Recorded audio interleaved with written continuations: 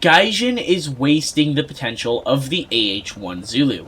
If you guys are not aware, the AH-1 Zulu is the most modern version of the long-time in-service Cobra attack helicopter. The AH-1 Zulu in real life is the most advanced helicopter in the world. Now, that might be a little bit controversial with things like the AH-64E, but honestly, after talking to both pilots of both different aircraft and looking at what systems offer, realistically, the AH-1 Zulu, in my opinion, is the most advanced, hands down. Now, this gives it access in real life to things like the JAGM and things like the AIM-9X. And the thing is, Gaijin has now has both of these in the game, and neither system are on the AH-1 Zulu. Now, I will say, the AIM-9X makes sense. We don't have any aircraft that have the 9X in the game. It's only on the Claws SAM system. So that makes sense to me why the 9X is not on the AH-1 Zulu. Yet Gaijin added the staple of the Zulu's air-to-ground ordnance weaponry, which is the JAGM, and they haven't added it to the Zulu. It just doesn't really make sense to me. Now, with the more modern SAM systems getting added, these attacks that, leaves every helicopter now to have to stay at low altitudes and pop up and then shoot off hellfires, it just makes it impossible for the AH-1 Zulu to be as competitive as these other systems.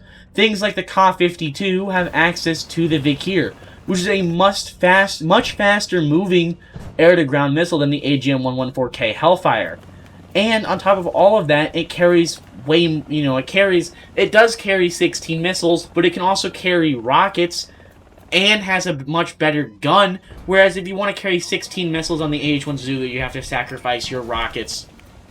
Now, I will say the AH-1 Zulu is still usable in the game. I'm not going to say it's not.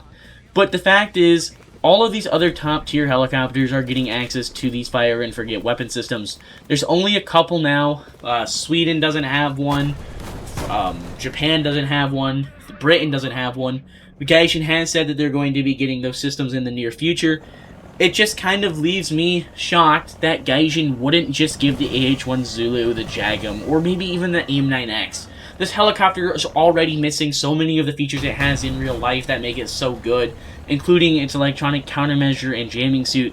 It just doesn't exist in War Thunder. And that leaves me to be kind of at a spot where it makes me upset, because this helicopter is one of the coolest in the world. And the fact that it is so much wasted potential in War Thunder just kind of makes me a bit annoyed, honestly.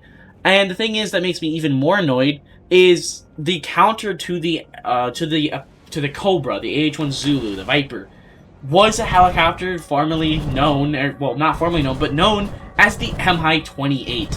And if you guys could, take a guess, what helicopter did Gaijin give the fire-and-forget weapon system for the Russians? It was not a brand new Ka-52 Block 2 or M2.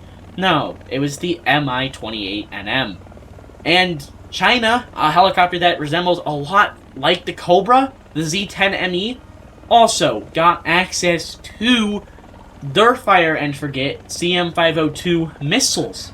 That leaves the helicopter that, both clearly took design ideas from the AH-1, in this case the AH-1 Zulu, without the fire-and-forget JAGM missile.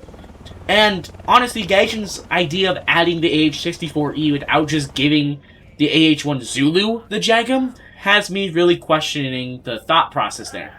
Anyways, let me know your guys' thoughts down below in the comments. As always, this has been a pretty heated video. The gameplay on this isn't necessarily very good, I do understand. I am still on my laptop until Monday. I know this video is going to come out Monday, but I'm recording it Saturday.